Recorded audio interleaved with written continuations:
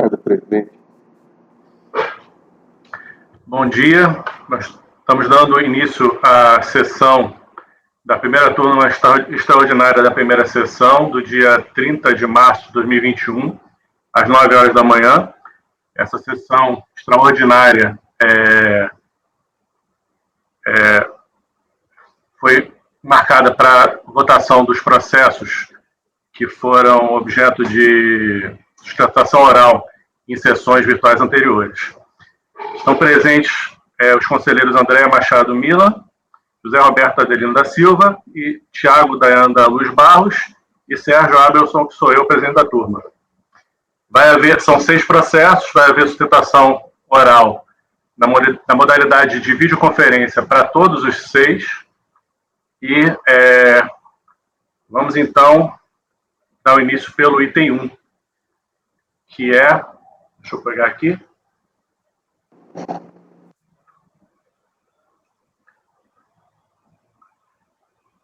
Universal Music Publishing MGB Brasil Limitada. Eu peço para o apoio, por favor, para convocar o patrono. Ok, presidente, farei a convocação.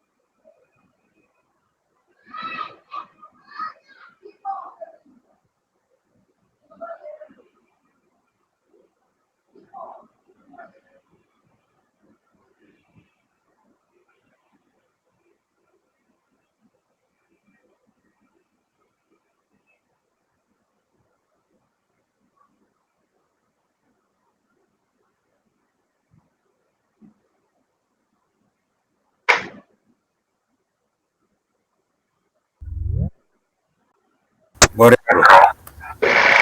obrigado, vou fechar aqui. Bom dia. Bom dia, presidente. Bom dia, conselheiros. Bom dia, conselheira. Como vão? Tudo bem? Rafael de Paula Gomes. Isso mesmo. Certo. Doutor, os itens 1 e 2, o senhor está inscrito como patrono, são idênticos os casos. O senhor vai fazer uma citação oral só, certo? Uma só. Tá certo. Eu vou fazer o relato do primeiro, e o segundo é idêntico, a gente pode mencionar depois só a diferença, que é só a questão do valor do crédito que foi colocado na Decomp, até do mesmo DARF, né? Eu vou passar agora, então, para ler o relatório, ok? Ótimo, muito obrigado, presidente. Peço para desligar o microfone, por enquanto, por favor.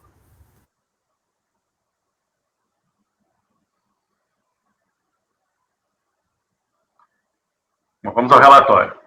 Trata-se de recurso voluntário contra o acordo de primeira instância que julgou improcedente a manifestação de conformidade apresentada contra o despacho decisórios florestais, que não homologou a compensação constante da Decomp tal, de crédito correspondente a pagamento indevido ao maior no valor de R$ 59.989,31, tendo em vista que os valores do DARF, do período de apuração 31/1 de 2007, data de arrecadação 28/2 de 2007, Código de Receita 2362, que é a estimativa de IRPJ para a empresa do lucro real, né? E valor total do DARF desse mesmo valor, 59.989,31, informado como origem do crédito, foram integralmente utilizados para a quitação do débito da contribuinte, discriminado do DARF, não restando crédito disponível para a compensação dos débitos informados no PERDECOMP. Em sua manifestação de conformidade, a contribuinte alega, em síntese, que errou no preenchimento do PERDECOMP, no que se refere ao tipo do crédito, isso porque declarou o crédito de pagamento indevido maior, mas o correto é saldo negativo de RPJ. No acordo da ACOR, a não homologação foi mantida, tendo em vista a impossibilidade de retificação das informações sobre o tipo de crédito declarado no PERDECOMP original. A ciência do acórdão da DRJ foi em 28 de 11 de 2017, o recurso voluntário foi apresentado em 26 de 12 de 2017.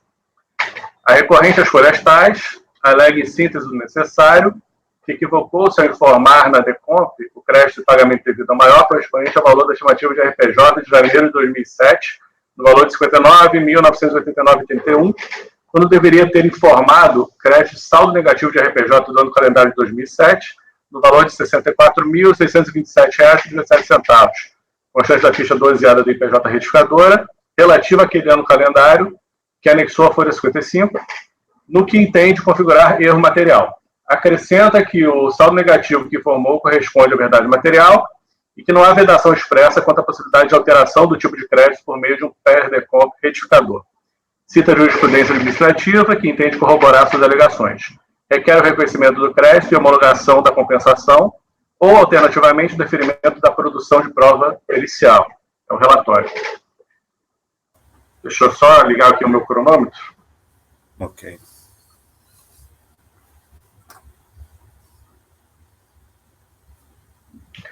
Doutor, então, o senhor tem até 15 minutos, por favor. Muito obrigado, presidente. Bom dia a todos novamente. O relatório foi bem preciso. O que houve aqui foi um erro na DECOMP original. A empresa, ao invés de declarar o saldo como origem do crédito, o saldo negativo, ela declarou o recolhimento por estimativa, que gerou o saldo negativo. Então, houve esse pequeno erro material. O despacho decisório não homologou a compensação, foi mantido pela DRJ, e agora o que a gente está trazendo aqui para a consideração de Vossa Excelência, eu enviei um memorial, eu não sei se os senhores receberam. Lá tem 2 precedentes da Câmara Superior, um caso idêntico, né, que foi exatamente a questão do saldo, foi informado pagamento indevido ao maior, mas na realidade era o saldo negativo, né. Em ambos os casos foi afastado esse óbice, esse equívoco no preenchimento da DECOMP e determinada a análise do mérito do direito creditório para a DRF de origem. Eu vou aqui, para não tomar tempo demais dos senhores, já que os senhores e a senhora receberam já o memorial, vou ler apenas alguns trechos que eu acho que sintetizam bem o entendimento que nós esperamos ver também reproduzido nesse julgamento. Abre aspas. Um erro no preenchimento de DECOMP que motivou uma primeira negativa por parte da administração tributária, DRF de origem, não pode gerar um impasse insuperável, uma situação em que o contribuinte não pode apresentar nova declaração, não pode retificar a declaração original e nem pode ter o erro saneado no processo.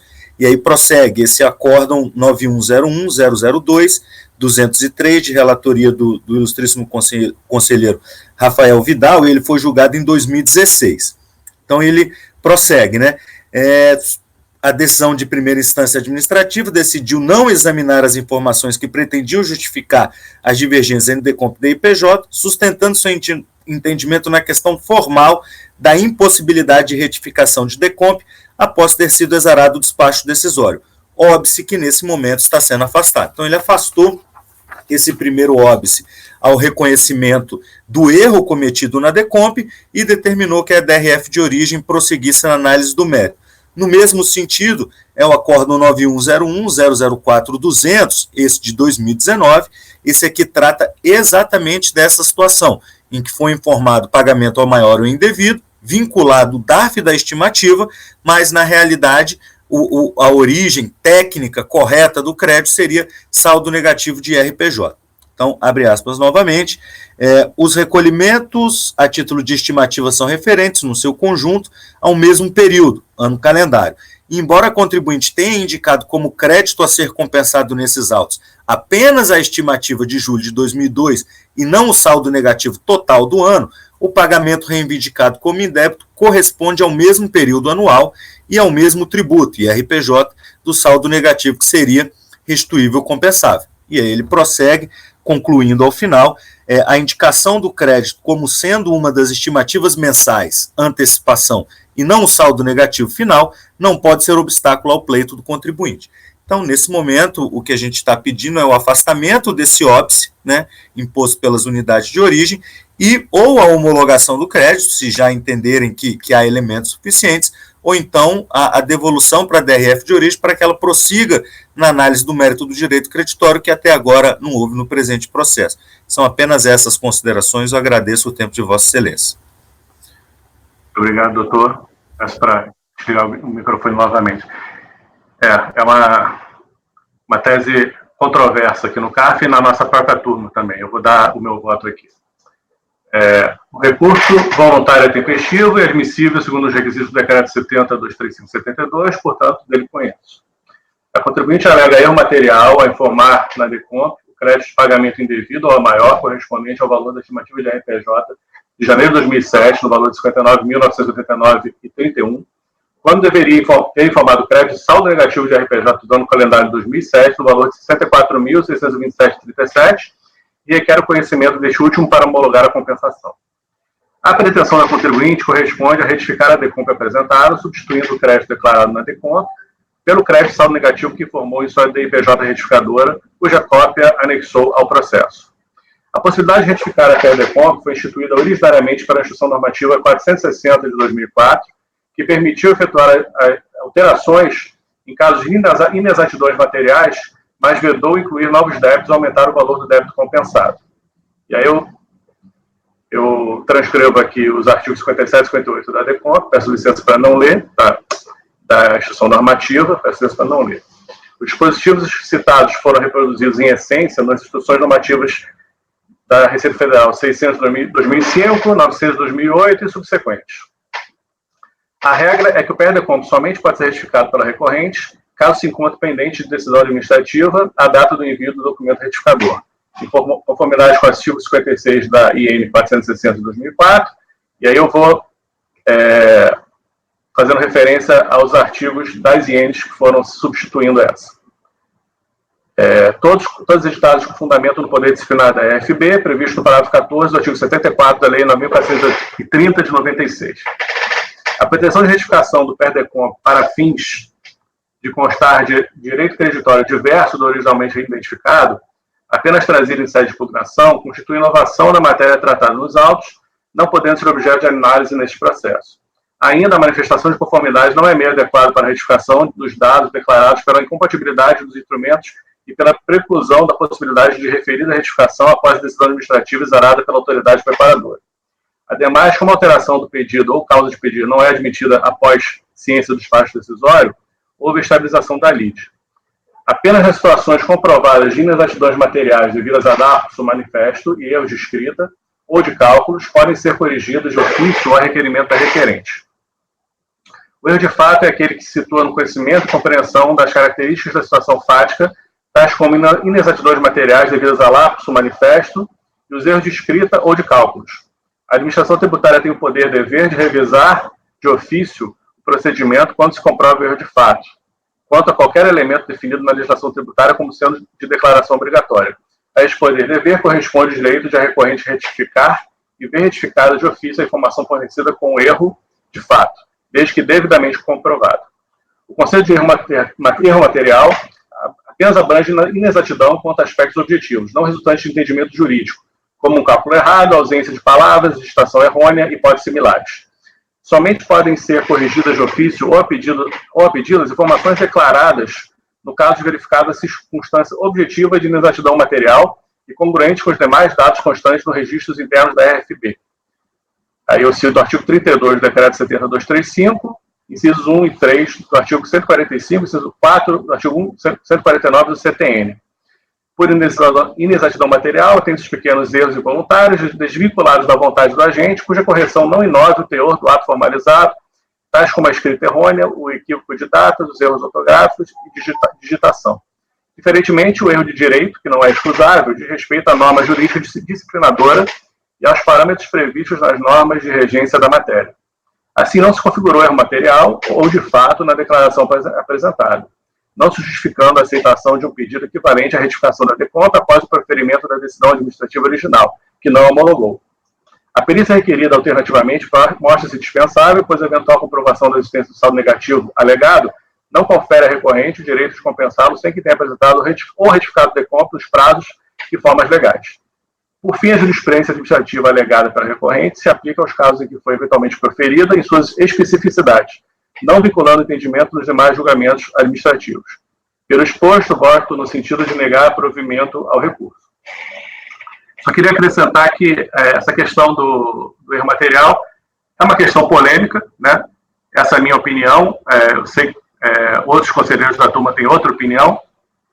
Na minha opinião, seria um erro material se, por exemplo, se o valor colocado fosse o valor do saldo negativo, mas acho que o que houve, na verdade, foi um arrependimento da Tavênia, da contribuinte,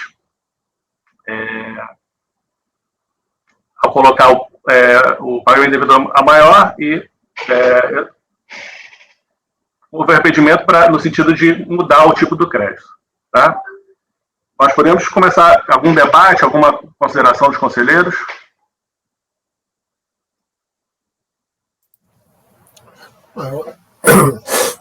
Acho que a gente já debateu bastante em situações semelhantes. O assunto já está, pelo menos na minha cabeça, consolidado aqui na nossa turma. Certo. O entendimento é que seria o erro material, né? Certo. Sérgio. Oi. Não, só para reforçar, para esclarecer, né, o voto que você sabe que eu tenho uma posição diferente da sua nesse ponto. Sim. Só para esclarecer o meu voto, né, para os outros conselheiros e para o claro. Esse tipo de situação, nessa situação, as decisões que o patrono trouxe estão corretas da Câmara Superior. Eu acho que esse é um caso em que, independente do valor não ser exatamente o mesmo, foi cometido um erro. Assim. Eu não sei o sentimento de quem fez a Decomp na época, mas o fato é que foi um erro. Assim, o crédito que existe é o crédito de saldo negativo, não existe esse crédito do DARF que foi levado no final do ano, o saldo negativo. A DIPJ já estava correta. Então, acho que é o caso, sim, de ser analisado pela delegacia de origem, para que ela, então, defina se o crédito existe mesmo, se é mesmo, porque deveria ter sido feito se fosse correto dele. Eu não vejo obstáculo para que essa verdade material, nesse tipo de situação, seja trazida à tona, para que realmente, assim, se avalie o crédito, que tem um indício grande de que existe, na minha opinião. Por isso que nessas situações eu concordo com que volte para a delegacia de origem, para que se avalie o crédito. É isso, só para deixar claro o porquê, né? Não, acho importante. E eu também, só para deixar mais claro também a minha posição, eu não consigo visualizar esse impasse que tem nesse julgado da Câmara Superior, porque o crédito de saldo negativo poderia ter sido utilizado na proteção de outros débitos também. Mas, enfim, eu respeito a opinião diversa e, eventualmente, no futuro posso até modificar meu entendimento, mas, no momento, meu entendimento é esse. Conselheiro Thiago, alguma consideração?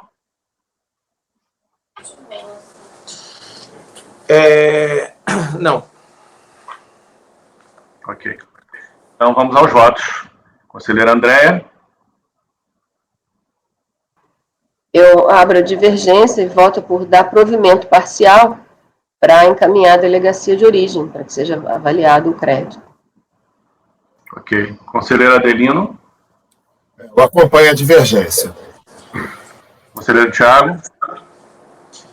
Sérgio, presidente, depois eu li memoriais aqui, eu vou acompanhar a divergência também, tá? Ok. Então, como eu já esperava, proclamando aqui o resultado, a qual dos membros do colegiado, por maioria de votos, em dar provimento ao recurso voluntário, não, em dar provimento parcial, né, ao recurso voluntário, né? Deixa eu modificar aqui.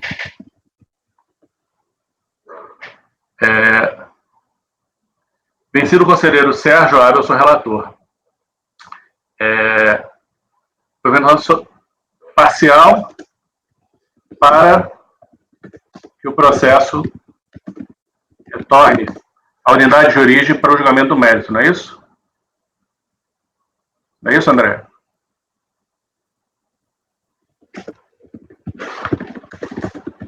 Exatamente.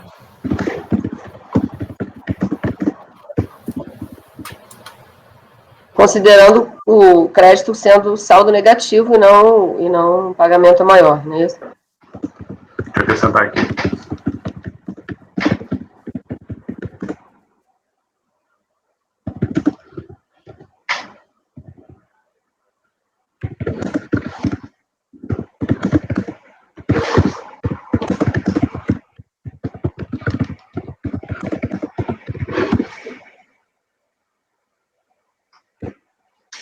Então, de novo, acordam os membros do colegiado, com maioria de votos, em dar provimento parcial ao recurso voluntário para que o processo retorne à unidade de origem para o julgamento do mérito, considerando o crédito de saldo negativo de RPJ do ano calendário de 2007. Vencido o conselheiro Sérgio Abelson, relator.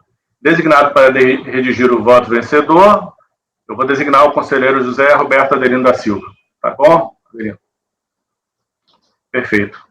Doutor, esse é o resultado do primeiro processo. O segundo é idêntico, é um crédito do mesmo DARF, né, só considerando já utilizado nessa primeira decomp parte do crédito, né? Então o resultado é rigorosamente o mesmo. Tá ok? Perfeito, presidente. Eu agradeço. Muito obrigado, doutor. Bom dia. Bom dia e uma boa sessão a todos. Muito obrigado.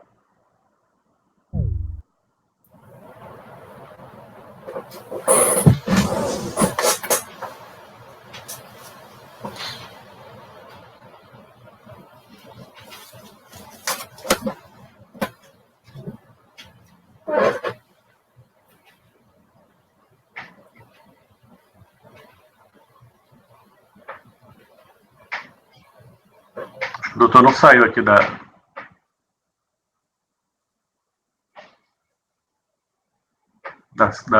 sessão.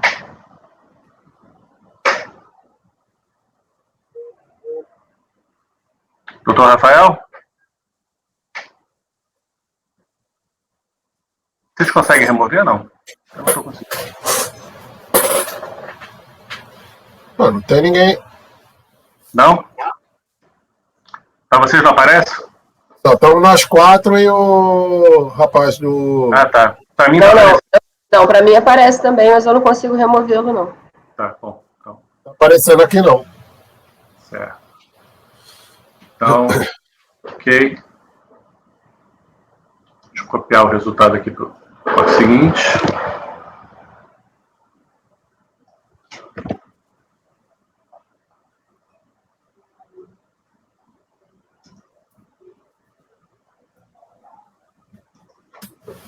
Sérgio, aqui Oi. em cima aparecem 6 participantes. Eu acho que ele não saiu da sala, não. Ítalo, você consegue verificar se o Dr. Rafael continuou na sala ou não? Presidente, ele já saiu da sala. Saiu, né? Já só tem Para 5. mim, Ok. Bom, para nós está aparecendo, tudo bem. pra mim aparecem 5 participantes. Tá bom. Bom, então, voltamos já aos itens 1 e 2 da pauta. Vamos ao item 3. Recorrente Léo Burnet, Publicidade Limitada. Eu peço para o apoio, por gentileza, para convocar o patrono. Ok, presidente, farei a convocação.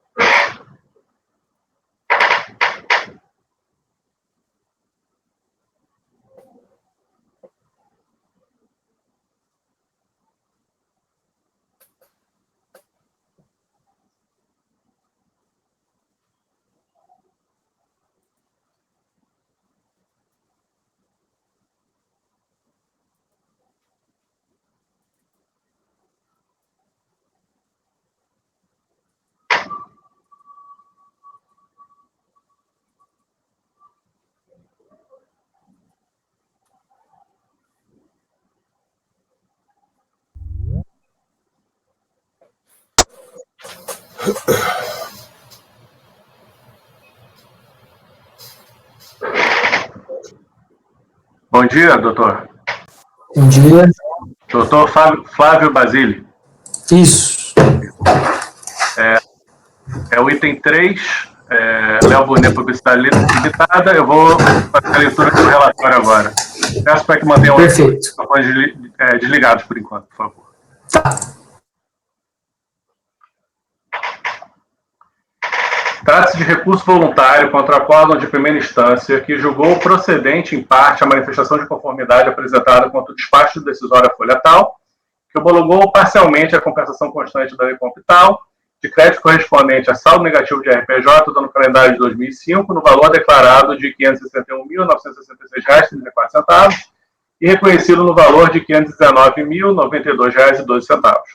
Tendo em vista a não confirmação de imposto de renda retido na fonte no montante de R$ 2.936,06 e da compensação de estimativas com saldo negativo de períodos anteriores no valor de R$ 39.938,16, conforme relatório de análise de crédito dos despacho decisórios folhas tais.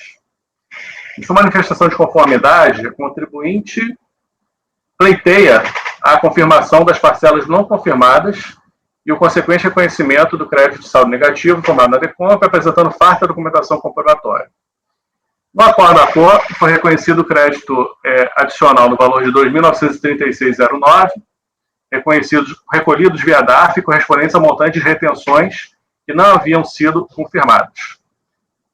A compensação de estimativas com saldo negativo de períodos anteriores não foi confirmada pelas razões expostas no trecho a seguir transcrito. Eu vou começar a ler aqui o trecho transcrito, vou tentar resumir em algumas partes.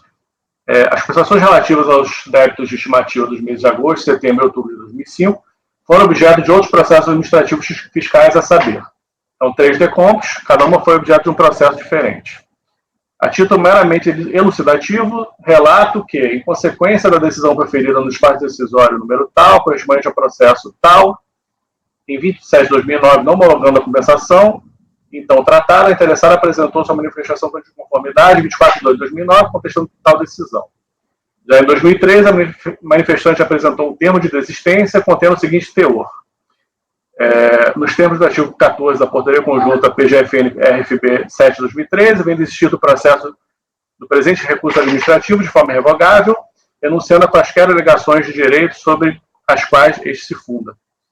Outro sim, o requerente informa ter procedido ao recolhimento integral do débito relacionado ao presente processo administrativo, um daqueles processos, por intermédio do anexo comprovante de pagamento, com os benefícios conferidos pela Lei nº 11.941 de 2009, conforme permitido pelo artigo 17 da Lei 12.865 de 2013, visando ao adimplemento do débito exigido.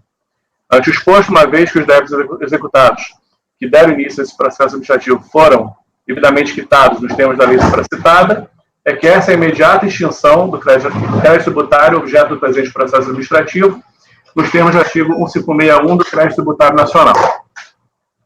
Como efeito da desistência, face à ausência de contestação, a matéria tornou-se definitiva na instância administrativa, sendo insuscetível de ser reapreciada pela autoridade julgadora, ainda mais em processo distinto daquele que o crédito tributário for originalmente exigido. Idêntica solução de utilizar o termo de existência foi adotada pela manifestante em relação a outros dois processos. Como a manifestante informa ter efetuado recolhimento integral do débito relacionado a cada processo administrativo, efetuei consultas aos processos de débitos correspondentes a cada um dos processos citados, a fim de confirmar tal informação. Então, as consultas foram feitas e os três processos em que se compensavam as estimativas estavam com parcelamento em andamento. Tendo em vista a idêntica situação apresentada para os processos de cobrança em tela, sem identificação dos valores já quitados, não há como comprovar o efetivo pagamento informado pela interessada para cada estimativa em evidência. Face o exposto, defiro o pleito efetuado pela interessada neste tópico. Isso foi o voto do acordo da DRJ. Não há no processo documento comprobatório da data de ciência do acórdão DRJ por parte da contribuinte. Contudo, o referido acórdão foi proferido na sessão de 29 de 9 de 2016 e a contribuinte afirma ter tomado ciência um dia antes, 28 de 9 de 2016. O recurso voluntário foi apresentado em 27 de 10 de 2016.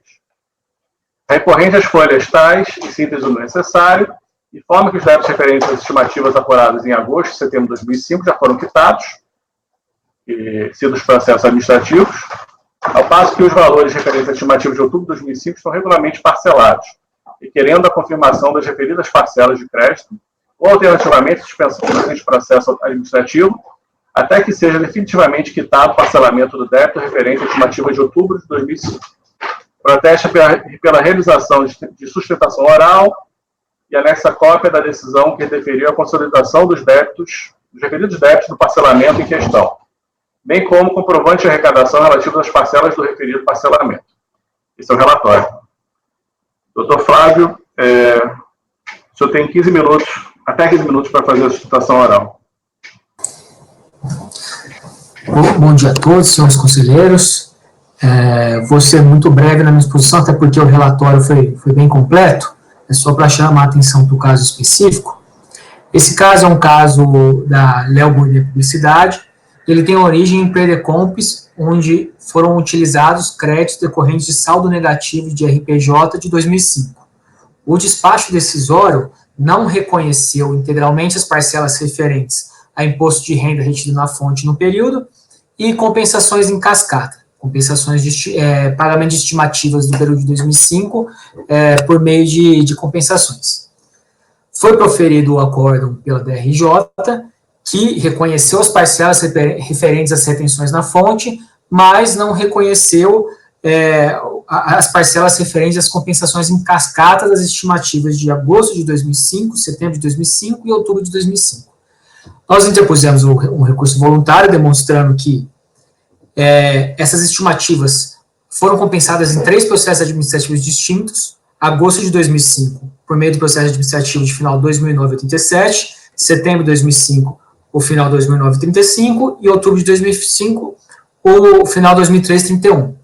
A empresa, ela aderiu ao RIFIS 4 lá atrás e incluiu os débitos no parcelamento. Em relação às estimativas de agosto de 2005, setembro de 2005, elas já estão quitadas no âmbito do parcelamento, inclusive os processos administrativos já estão arquivados. Só remanesce parcelado o processo administrativo relacionado com a estimativa de outubro de 2005, que está em andamento. Então, basicamente, a minha sustentação oral é para chamar a atenção dos senhores que a maior parte dos débitos são quitados, as estimativas que compuseram saldo negativo, e só um está parcelado. Então, é muito similar à questão já pacificada pela Câmara Superior de Recursos Fiscais, em caso de compensações em cascata. Não é um caso específico, esse tem um parcelamento no meio, mas de qualquer forma o débito está parcelado, e caso aconteça algo e a agência deixe de pagar alguma parcela, o débito vai ser cobrado nas instâncias próprias. Então, nosso pedido é que seja reconhecida a integralidade do crédito, tendo em vista a situação dessas últimas parcelas questionadas, e extinto o respectivo débito tributário compensado.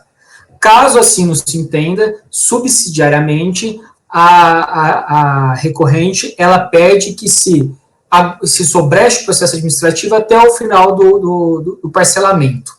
Apenas para que, de repente, o recurso voluntário seja negado, o débito vá para a cobrança, e isso vai gerar um custo, eu acho, desnecessário tanto para a parte quanto para a Fazenda Pública. Muito obrigado pela atenção. Obrigado, doutor. Vou fazer a leitura do voto aqui.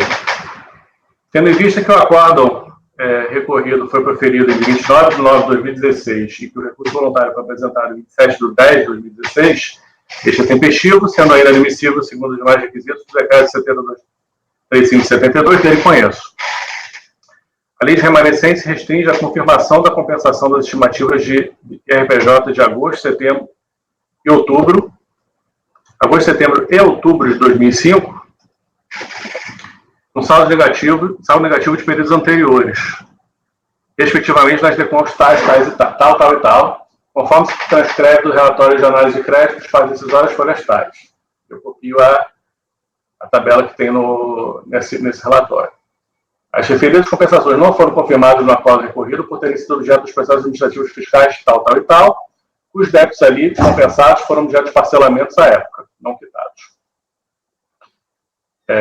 No recurso voluntário, o contribuinte informa que os débitos de referência estimativas apurados em agosto e setembro de 2005 já haviam sido quitados, ao passo que os valores de referência estimativa de outubro de 2005 estavam regularmente parcelados, com o parcelamento ainda não quitado.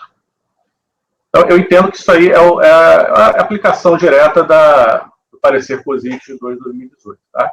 Independentemente da homologação ou não da compensação das referidas estimativas no âmbito dos mencionados processos, o crédito relativo a essas compensações deveria compor o saldo negativo daquele ano calendário.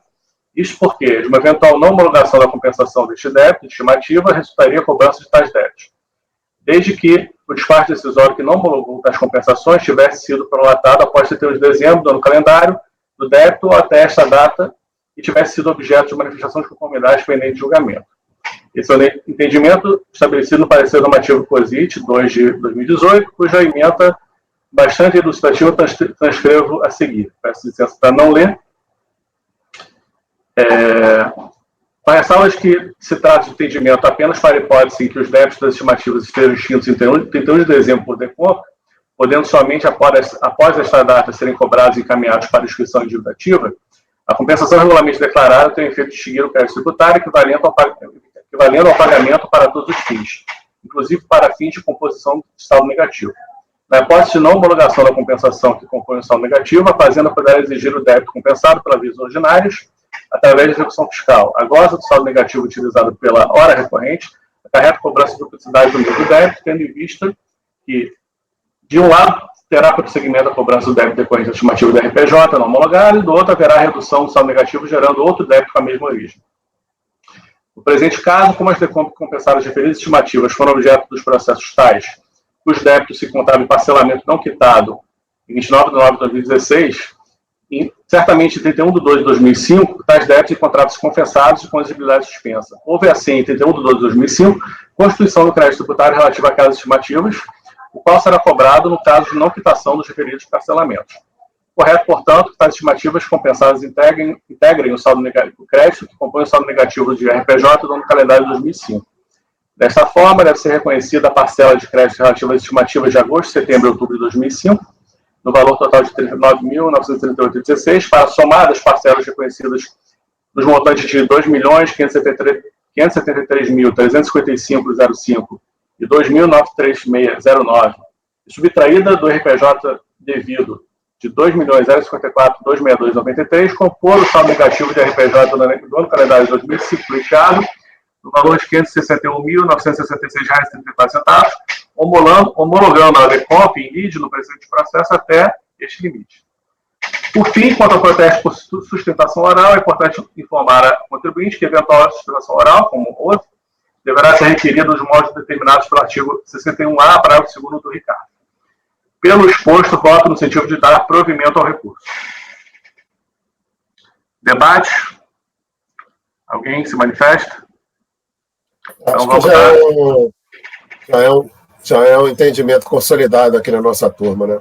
Apesar de que o conselheiro Tiago está estreando na turma na data de hoje, mas pelo menos da formação anterior, esse era o entendimento consolidado. Então vamos aos votos. Conselheira Andréa. Eu acompanho o relator. Conselheiro Adelino. Com o relator. Conselheiro Tiago. Acompanho o relator. Então, proclamando o resultado. Acordam os membros do colegiado, por unanimidade de votos, em dar provimento ao recurso voluntário. Doutor? Muito obrigado, conselheiros. Bom trabalho para vocês. Muito obrigado, doutor. Até mais. Até mais. Bom, dando prosseguimento, o item 4, recorrente Beach Park Hotéis e Turismo S.A. Eu peço ao apoio para, por favor, convocar o patrono. Ok, presidente, farei a convocação.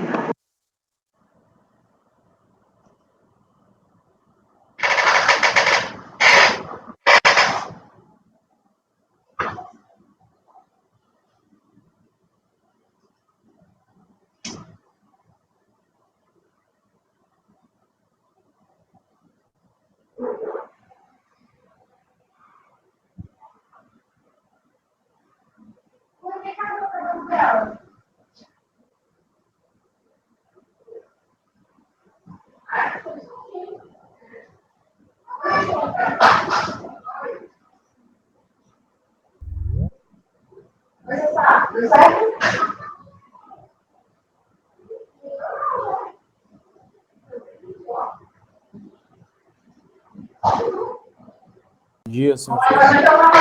Bom dia, doutor Lucas. Doutor Lucas Ernesto. Vou fazer a leitura do relatório agora do processo.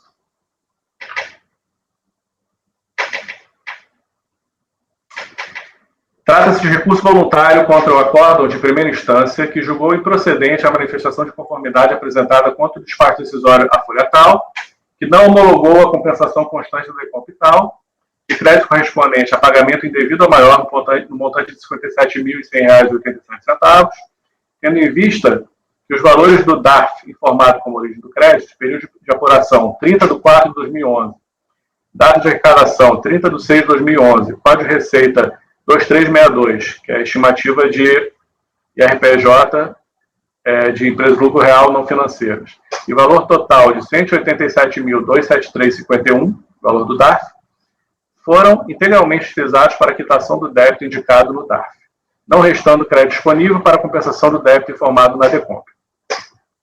Em sua manifestação de conformidade, a contribuinte alegou, em síntese, que o débito compensado na DECOMP, de estimativa de RPJ, de fevereiro de 2012, no valor de R$ 61.823,11, foi informado por equívoco, já que o débito correto da referida estimativa no valor de R$ 745.275,61, apurado conforme o LALUR, as folhas tais, e as memórias de cálculo, as folhas tais, informado na DCTF retificadora transmitida em 23 de 8 de 2013, também no anexo ao processo,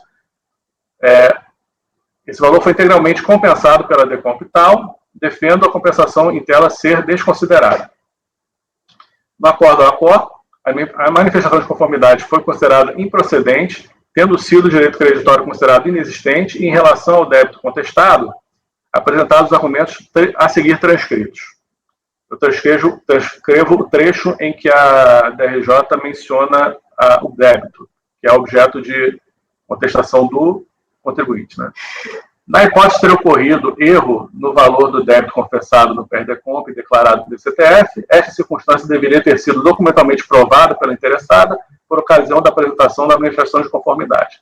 No caso em concreto, a manifestação não juntou aos autos de documentação hábil para infirmar o motivo que levou a autoridade fiscal competente a não homologar a compensação ou comprovar a inclusão indevida de valores na base de cálculo, erro material na apuração do tributo e reduções de valores da base de cálculo de débito confessado em PERDECOMP e declarado em DCTF.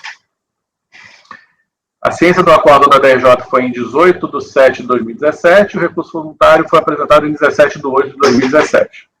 A recorrente, as folhas tais, em síntese do necessário, alega que seu pedido na manifestação de conformidade foi no sentido de que fosse cancelada a DECOMP em tela, o qual sequer foi apreciado pela quarta turma da DRJ Brasília, que concluiu, e com base em premissa que não foi por ela suscitada. Reitera a alegação já apresentada de que o débito compensado é inexistente, bem como o pedido de cancelamento da DECOMP, sem cobrança posterior dos débitos informados na referida declaração de compensação. Esse é o relatório. Doutor Lucas, o senhor tem até 15 minutos para fazer a sustentação, por favor. Ok, obrigado, senhor conselheiro. Bom dia a todos. Queria agradecer a oportunidade. Basicamente, senhores conselheiros, como destacado no relatório, por mais que há uma ideia de que a recorrente busca aqui o reconhecimento do crédito e a consequente homologação das compensações, o que ocorreu aqui, que não foi bem analisado pela julgadoria, pela turma de primeira instância, foi basicamente o pedido de cancelamento dessa PERDECOMP. Porque o que aconteceu? A empresa, ela procedeu com a compensação desse débito no dia 29 de março de 2012, um débito de RPJ, de fevereiro de 2012, se utilizando de um crédito de pagamento indevido de RPJ. Acontece que a empresa, ela apresentou uma nova compensação, na verdade ela havia apresentado um dia antes, uma nova compensação em relação a esse mesmo período, fevereiro de 2012. Isso restou perfeitamente claro por meio do LALUR, por meio do novo PERDECOMP, que tem final 7720, e por meio da DCTF, que foi retificada em 23 de agosto de 2013. Então, o que acontece é que no dia, o débito referente a fevereiro de 2012 é um débito que tem um montante de 745 mil e que foi compensado por meio do pedido de compensação que tem final 7720. Desse modo, é que a recorrente solicitou que fosse cancelada a Perdecomp objeto do presente processo administrativo, que tem por final 6568. Tendo em vista que esse débito, que foi compensado equivocadamente, já havia sido compensado por uma compensação realizada um dia anterior, no dia 28 de março de 2012, e que também ainda se encontra sob discussão administrativa desse conlêmio do CAF. Então, o pedido tanto da manifestação de conformidade quanto desse presente recurso voluntário é que a compensação de final 6568 ela seja cancelada. E há de se questionar por que o contribuinte não cancelou essa compensação. Porque após o proferimento do despacho decisório, o contribuinte não conseguia mais cancelar. Mas estou perfeitamente comprovado pelos documentos juntados, pela DCTF do período e também pela própria compensação número 7720, que é especificamente referente a fevereiro de 2012, frise-se, mesmo período do presente pedido de compensação, que esse débito foi compensado por meio de outro pedido de compensação. E ele seria inexistente e, por conseguinte, sua conclusão lógica seria o seu cancelamento, né? Existe o parecer normativo COSIT número 2 de 2015 da Receita Federal, no sentido de que eu poderia retificar essa DCTF mesmo após o despacho decisório, desde que essa correção ela estivesse de acordo com os pedidos de compensação e as demais declarações da empresa, como estou devidamente comprovado. Então, senhores conselheiros, caso não se entenda por dar provimento ao recurso voluntário para se cancelar a compensação, tendo em vista que esse débito é inexistente, porque já foi compensado em outro pedido de compensação, a recorrente ela pleiteia, alternativamente, que mantenha-se suspenso até a análise definitiva da outra compensação, que ainda também está sob análise do CAF, que tem o final 7720, e, se eu não me engano, o final do processo administrativo é 2017, número 65, o que constou lá no relatório do julgamento da turma da primeira instância, em que essa compensação ainda não foi definitivamente analisada.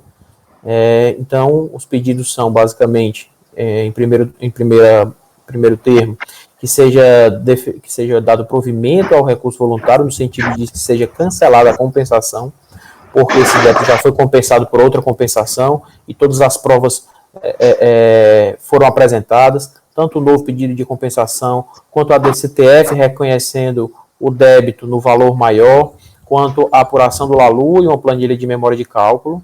Caso assim não se entenda que se suspenda esse processo até o final, até o julgamento definitivo do processo de compensação, que tem o final 7720, que é o processo que reconheceu o débito maior e compensou o período de fevereiro de 2012. E essas são as considerações da empresa e nós permanecemos à disposição para quaisquer esclarecimentos. Ok, doutor.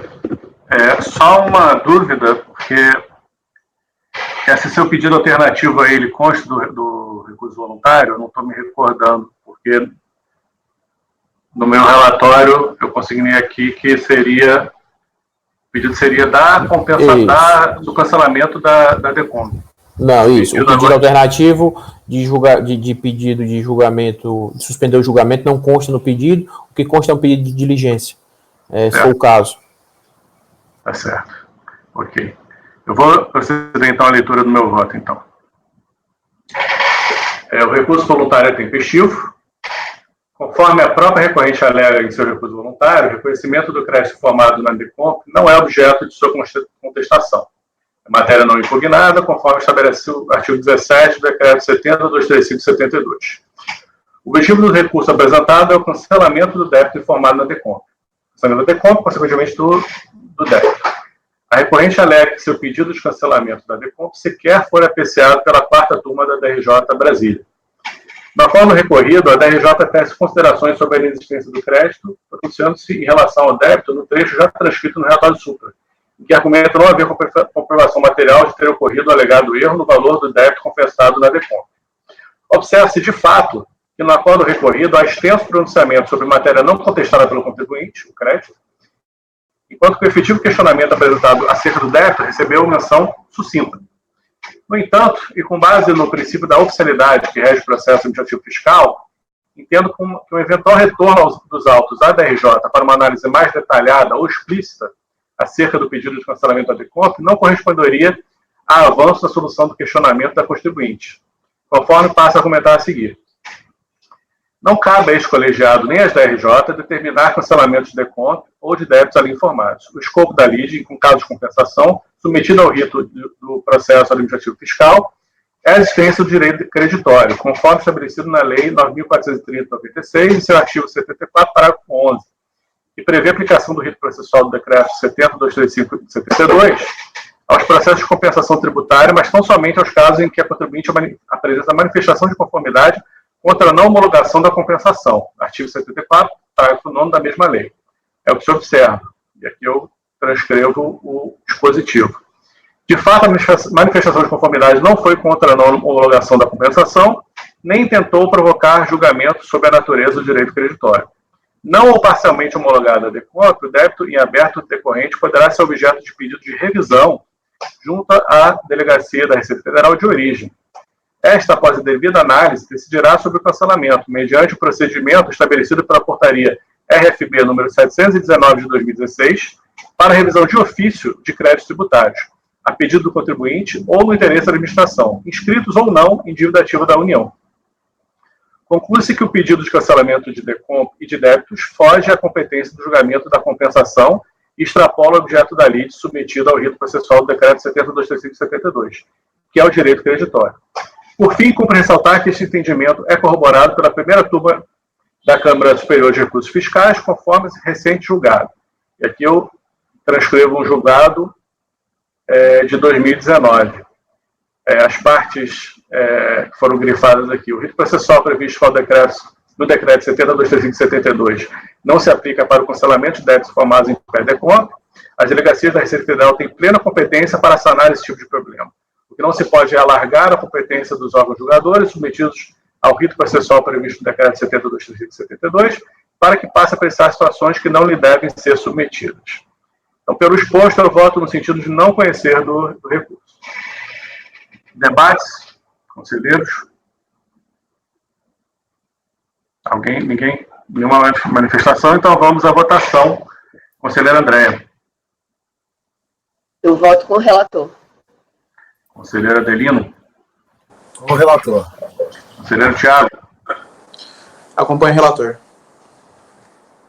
Então, proclamando o resultado, acordo dos membros do colegiado por unanimidade de votos e não conhecer do recurso voluntário. Doutor, muito obrigado. Obrigado, senhores conselheiros.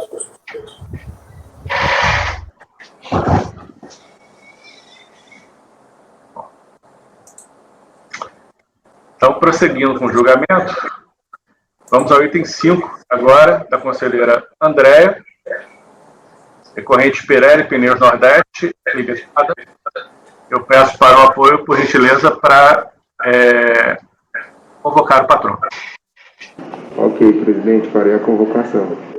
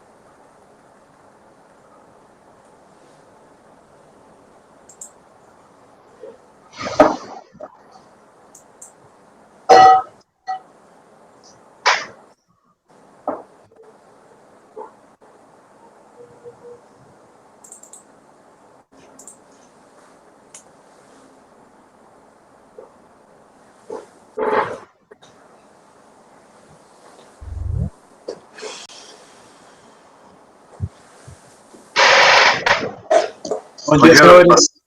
Bom dia, doutor Tiago Conde Teixeira. Bom dia, como vai, excelência? Tudo bem? Eu vou passar a palavra para a relatora, a conselheira Andréia, que vai ler o relatório. Peço para desligar os microfones, por favor. Exceto a conselheira relatora. Muito bem. O presente processo trata de declarações de compensação que formaram como crédito saldo negativo de RPJ no ano calendário 2006. E aí eu transcrevo o relatório da decisão da primeira instância, que resume a questão. Tratam os autos de declarações de compensação transmitidas com base em créditos relativos a saldo negativo de RPJ, apurados no exercício 2007, ano calendário 2006. A contribuinte, cuja denominação era ArcelorMittal, Befaert Sumaré Limitada, foi baixada por incorporação em 2017, tendo sido sucedida pela BMB Belgo Mineira, Becaert BMB. Analisadas as informações prestadas, a soma das parcelas de composição do crédito informadas no ANECOMP não foi suficiente para comprovar a quitação do imposto devido e a apuração do saldo negativo. Assim, em 2011 foi emitido o despacho decisório, cuja decisão homologou parcialmente as compensações declaradas em uma das DECOMP e não homologou as declaradas em outra.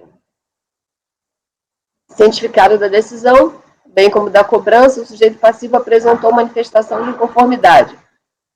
Em sua defesa, resumidamente, a contribuinte alega que todos os valores referentes ao imposto pago no exterior sobre lucros, rendas e ganhos de capital teriam sido devidamente declarados e tacitamente aceitos pela Receita Federal,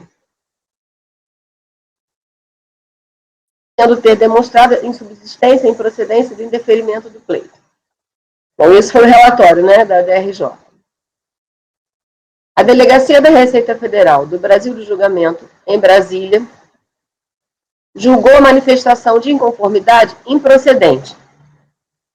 É um acórdão sem ementa, nos termos da Portaria 2724 de 2017. No voto, a decisão esclareceu que o exame do mérito implicava exame da efetividade e suficiência do direito creditório, não se limitando à análise de consistência de declarações. Isso porque o reconhecimento do direito creditório exige averiguação de liquidez e certeza, nos termos do artigo 170 do CTN. A DRJ alegou que, no caso, o objeto do litígio eram as parcelas de composição do saldo negativo, relativo de renda pago no parcelas referentes a retenções na fonte, pagamentos de estimativa mensais e estimativas compensadas com saldo negativo de períodos anteriores, haviam sido integralmente confirmados no despacho decisório. Argumentou que as informações prestadas à Receita Federal, por meio de declarações ou demonstrativos previstos na legislação, situam-se na esfera de responsabilidade do próprio contribuinte, a quem cabe demonstrar os fatos eventualmente favoráveis às suas pretensões, conforme o artigo 16, inciso 3º do PAF. Que os pagamentos de imposto no exterior e a possibilidade de utilizar esses pagamentos na dedução do IRPJ deveriam ter sido documentalmente comprovados por ocasião da apresentação da manifestação de inconformidade, previstos no artigo 395 do Rio 99, trazendo os documentos elencados nos parágrafos do referido artigo, o que não ocorreram. Cientificado da decisão de primeira instância, o contribuinte apresentou recurso voluntário. Nele, alega que possui elementos de prova aptos a demonstrar que a receita auferida no exterior foi devidamente adicionada ao livro de apuração do lucro real e informada em IPJ, e que o imposto de renda no exterior foi efetivamente recolhido.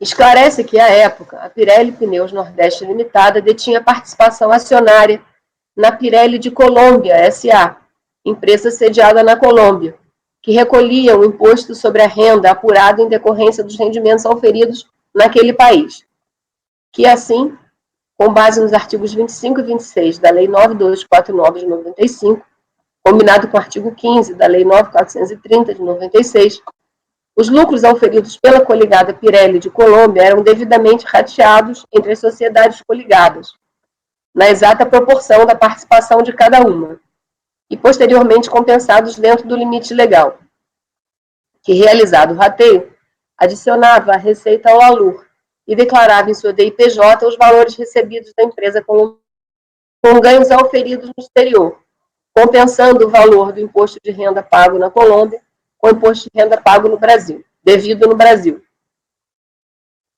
Argumenta que, pela dicção dos dispositivos citados, foi inserido no ordenamento jurídico brasileiro o princípio da universalidade da tributação para pessoa jurídica, determinando a tributação no Brasil dos rendimentos decorrentes das atividades exercidas no exterior, mas autorizando a compensação do imposto de renda incidente sobre lucros, rendimentos e ganho de capital auferidos no exterior e adicionados ao lucro real até o limite do imposto de renda incidente no Brasil. Informa que foi apurado pela empresa colombiana IRPJ a pagar de R$ 1.378.648,83 e um total de imposto a pagar na Colômbia de R$ 458.006,44, que cabia à recorrente, empresa colombiana, que convertidos em reais, perfaziam um montante de R$ 22.058,38, conforme planilha, a folha 285. Informa que tal valor corresponde exatamente ao valor adicionado ao seu ALUR, a título de ganhos auferidos no exterior, tal como determina o artigo 25 da Lei 9249 de 95, que está buscando em seus arquivos tal documento e protesta por sua juntada posterior. Argumenta que, por consequência, quanto ao imposto recolhido no exterior sobre o lucro mencionado, verifica-se que a empresa colombiana já havia antecipado R$ 2.330.196 a título de imposto de renda, não restando saldo a pagar ao final da apuração, uma vez que o IR devido era de R$ 458.006, que assim havia lá um pagamento a maior, de R$ 1.872.189. Informa que, procedendo-se ao rateio conforme as cotas pertencentes a cada sociedade, o valor de imposto de renda recolhido na Colômbia, de responsabilidade da coligada no Brasil, totalizava R$ 7.499, que corresponde a 1,6% de R$ 458.006. No entanto, o limite da compensação do imposto pago no exterior com o imposto devido no Brasil é proporcional ao total do imposto e adicional devidos pela pessoa jurídica no Brasil. Assim, que aqui se podia compensar o total de R$ 5.514,60 de imposto de renda, valor declarado em DIPJ, na ficha 11, linha 8, e valor utilizado na DECOMP. Encerra concluindo que a compensação no montante de R$ 5.514,60 corresponde ao imposto pago no exterior sobre a disponibilização do lucro de R$ 22.058,38 pela sua coligada, Pirelli da Colômbia S.A., atendeu às condições impostas pela legislação tributária brasileira. Como dito, anexa a planilha a folha 285. Esse é o relatório. Ok. Só esqueci de perguntar no início, os dois, o 5 e o 6, os itens 5 e 6 são idênticos? São parecidos, né? São parecidos. São idênticos. Parecidos. São parecidos, né? Doutor Tiago, você vai fazer sustentação oral uma só? Eu vou fazer uma única sustentação oral, presidente. Certo. Porque tem detalhes de valores, mas a ratio é a mesma. Então, depois da votação do primeiro processo, a conselheira relatora vai fazer menção às diferenças do segundo. Se eu quiser se manifestar, o senhor vai ter essa oportunidade, tá ok? Obrigado, presidente. Obrigado, então, agora, o senhor tem até 15 minutos para fazer sua sustentação, por favor. Bom dia, senhor presidente, doutor Sérgio, luz relatora, doutora Andréia, demais componentes da turma, doutora Adeline, doutor Tiago. O caso foi muito bem relatado pela conselheira, com um nível de detalhes extraordinário, o que fatalmente vai diminuir agora o meu tempo aqui de tribuna. Na verdade, aqui nós temos um auto de infração, ou trata-se aqui de despachos decisórios que homologaram parcialmente compensações pleiteadas pela empresa para quitação de débitos de CSLL com débitos de imposto de renda do exercício de 2006, ano calendário 2005, esse é o PTA de final 2011-43, e do exercício 2007, ano calendário 2006, esse é o PTA final 2011-98.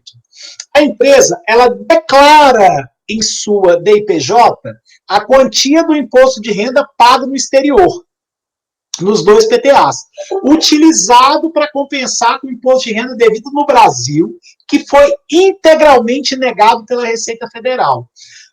A DRJ, ela julga completamente improcedente, alegando, em síntese, a suposta ausência de comprovação do pagamento do imposto de renda no exterior, que deveria ter sido apresentado à época da manifestação de inconformidade. Aqui.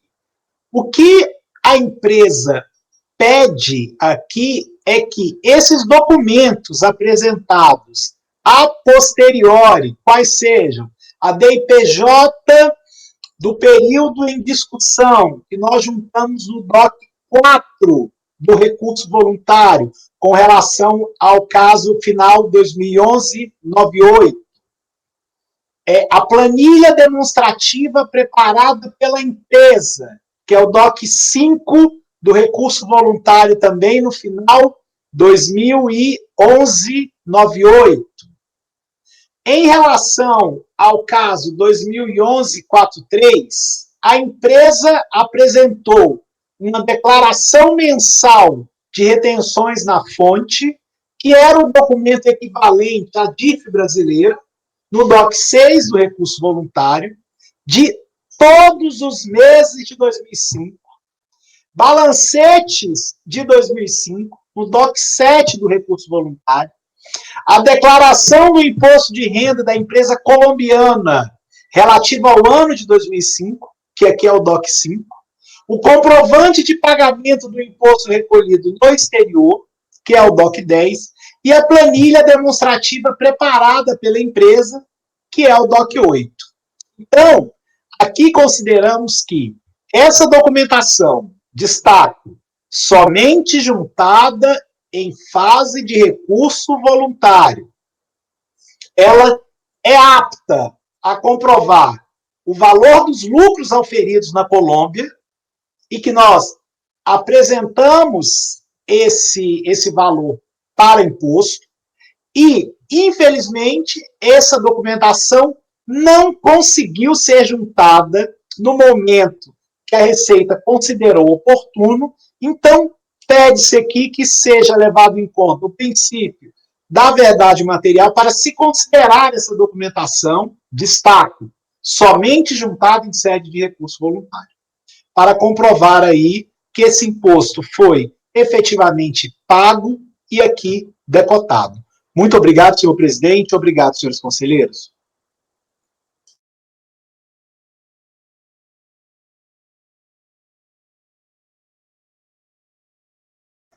Desculpe. Obrigado, doutor. Conselheira Andréia, vamos à leitura do voto. Certo. Antes de ler o voto, queria só falar quais são as diferenças que eu notei entre um processo e outro. Certo. No caso que ele manifestar. Na verdade, como o patrono disse, o assunto é basicamente o mesmo, a situação é muito parecida.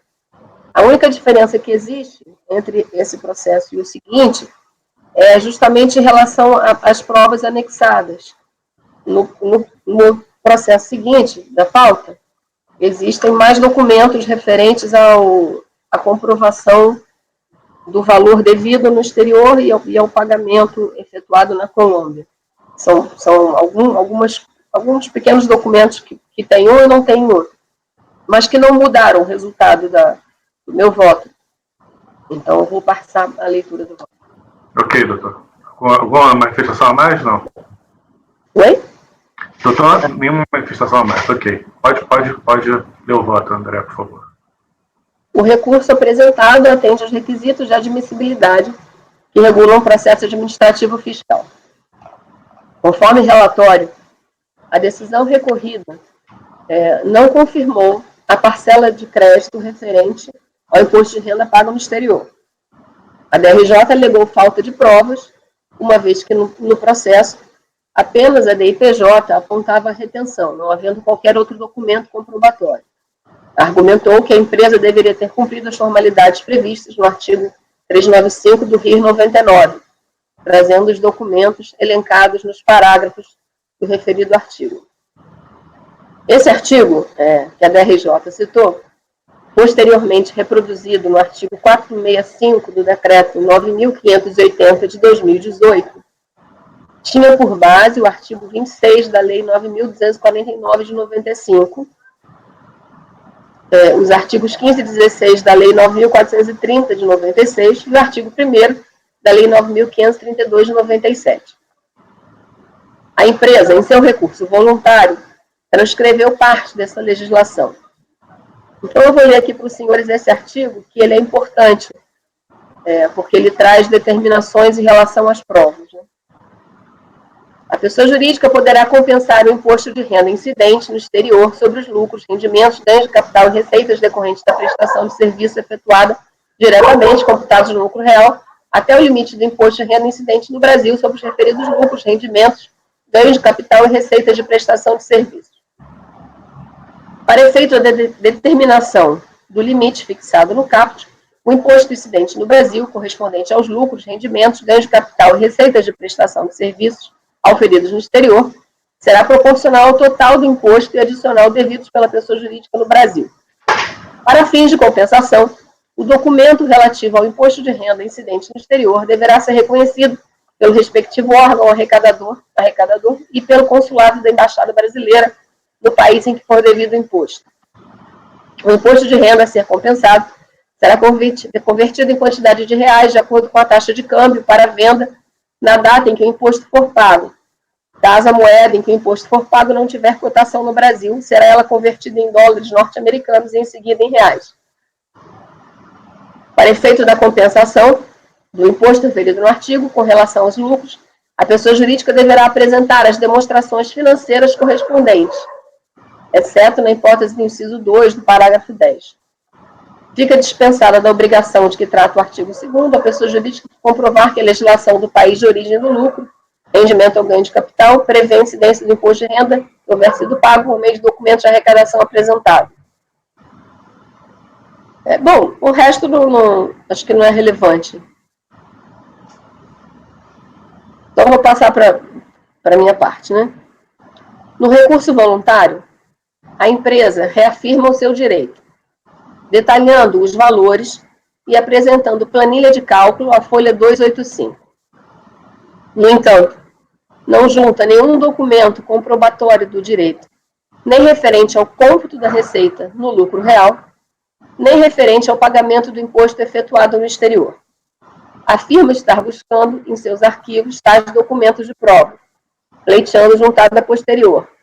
No entanto, desde a apresentação do recurso, 2019, até a presente nada anexou ao processo. Conclui-se que a falta de provas permanece. Assim, não há o que reparar na decisão recorrida, cujos fundamentos adotam, transcrevendo abaixo os trechos pertinentes. Vou fazer só uma observação. Esse parágrafo é o que é diferente entre um processo e outro.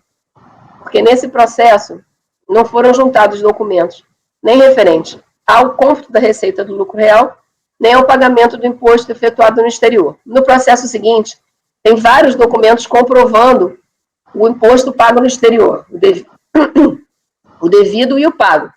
Só que também não tem o documento referente ao cômputo da receita no lucro real. Esse é o documento que falta nos dois processos. É o LALUR mostrando que a receita fez parte do lucro desse ano, aqui no Brasil. Aí eu transcrevo os argumentos da DRJ, que são: o exame do mérito, no caso em tela, implica exame da efetividade e suficiência do alegado direito creditório, da pretendida restituição, não se limitando à análise de consistência das declarações da empresa. reconhecendo o direito creditório contra a Fazenda Nacional, o reconhecimento exige a verificação de liquidez e certeza da suposta apuração de saldo negativo, cujo ônus probatório recai sobre o contribuinte interessado. No caso em questão, o objeto do litígio são as parcelas da composição do saldo negativo, relativos ao imposto de renda no exterior, referência à retenção na fonte, pagamentos estimativos mensais, foram integralmente confirmados. E aí eu repito o que a DRJ disse, que já foi dito acima no relatório.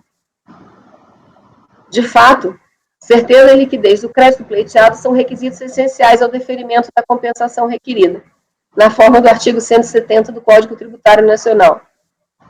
E conforme artigo 373, inciso 1, do novo Código de Processo Civil, ao autor incumbe o ônus da prova do fato constitutivo do seu direito. Conclui-se que não há certeza e liquidez no crédito em litígio. Diante do exposto, voto por negar provimento ao recurso voluntário. Tudo bem. Sérgio, você acha que cabe ler também o voto do outro? Não, depois a gente lê. Porque tem uma pequena diferença, é isso que eu falei, num detalhe da prova. Acho que está disponível, você pode ler. Né? Acho que não prejudica. Tá bom. Esse pedaço, a diferença está aqui. Deixa eu só localizar aqui. Então, no relatório, a diferença é que no outro processo, a empresa anexa declaração de renda da empresa colombiana, declaração mensal de retenções na fonte da empresa colombiana, os balancetes da empresa colombiana, a planilha demonstrativa de cálculos e os documentos de arrecadação na Colômbia. Então, no outro processo, a parte do pagamento na Colômbia ficou completamente comprovável. A diferença está aqui. No recurso voluntário, não. A empresa reafirma seu direito, detalhando os valores e apresentando a planilha. Anexa todos os documentos comprobatórios necessários no que se refere à comprovação do imposto devido e pago no exterior. No entanto, não junta documento comprobatório referente ao cômputo da receita em seu lucro real. Afirma estar buscando em seus arquivos tais documentos de prova, cópia do LALUR, pleiteando juntada posterior. No entanto, desde a apresentação do recurso até a presente data, nada anexou ao processo. Então, esse é o elemento comum aos dois, pelo qual eu indefiro.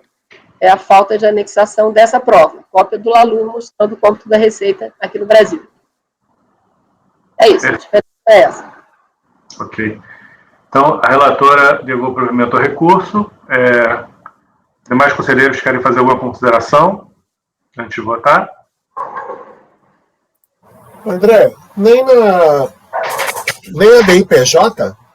Tem DIPJ, sim. Não aparece lá, né? Na DIPJ tem. O que não tem é o LALUR, mostrando a receita. Não aparece a tributação do rendimento, não? Na DIPJ? A DIPJ, sim. A DIPJ está no processo. Ele está examinando a DIPJ, daria para verificar se os rendimentos foram oferecidos à tributação.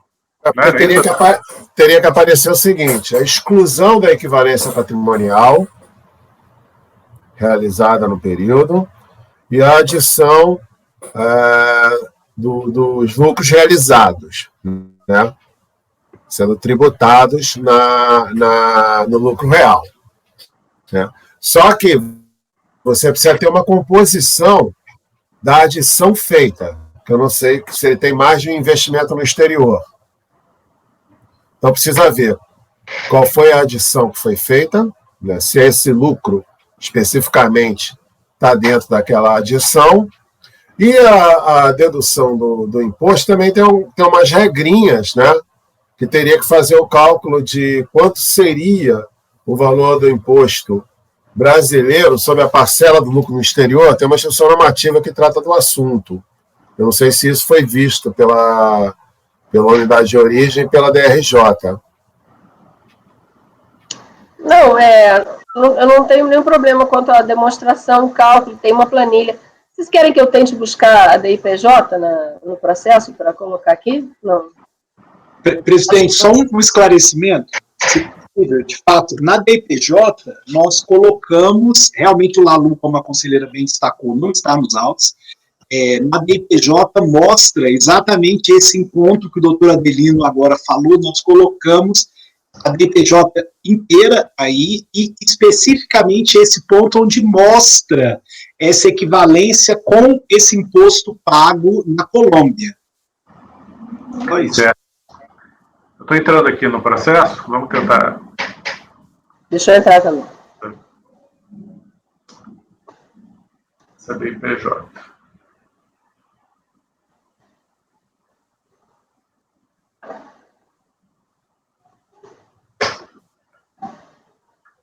É o do item 9, né? É imposto de renda ou é contribuição social? Imposto de renda. Hã? Imposto de renda. É o item 9, a gente está falando do item 9 agora, não é isso? Oh, desculpa, do item 6. É isso, André? O processo é o de final 2011, 43. e tem... 6. Bom, tem os dois, né? Cada um tem... Mas os dois a questão é a mesma.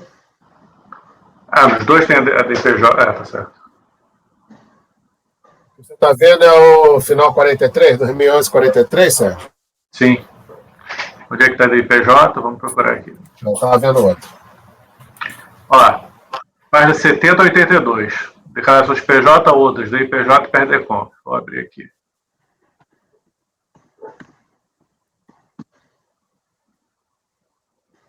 O primeiro documento aqui é da IPJ.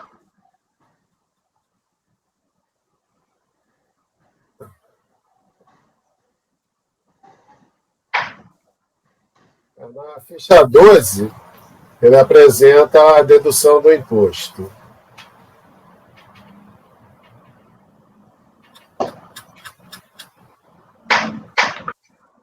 Deixa eu abrir com numeração de página, Adelino, para você saber a ficha. Ok, ficha 12. É ficha 12A, tá certo. O primeiro.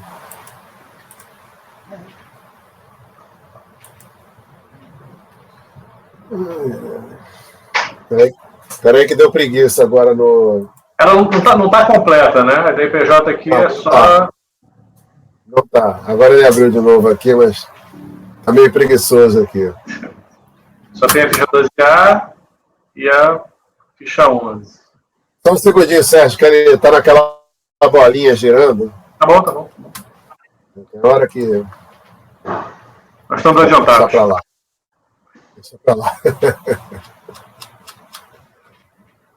E o lucro real?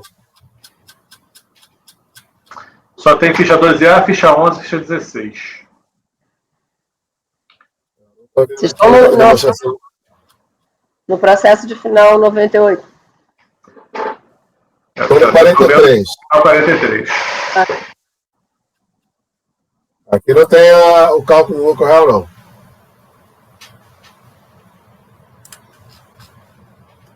Não foi colocado o cálculo do lucro real aqui, não. Não é IPJ, não. O cálculo do lucro real realmente não consta aí nessa documentação juntada, presidente. Certo. Bom, então seria questão da gente decidir se a relatora, quer dizer, a relatora se mantém o voto, ou se eventualmente você pede uma diligência para pedir o interlocutor da IPJ, os outros conselheiros acham. Não, eu se tivesse aqui, por exemplo, a demonstração do lucro real anexada na DIPJ, que a gente pudesse ver a adição do resultado do exterior e a exclusão da equivalência patrimonial, já seria um indício de que o resultado foi tributado. Ainda teria que ver esse cálculo proporcional, né, do imposto devido no Brasil, que só pode deduzir até o montante do imposto brasileiro que seria devido sobre o resultado do exterior. Tipo assim, se você não adicionando, quanto você teria de imposto a pagar? X. Adicionando o lucro do exterior, quanto você teria de imposto a pagar? Y. Tá? Y sendo maior do que X, te daria o direito a deduzir o imposto pago no exterior.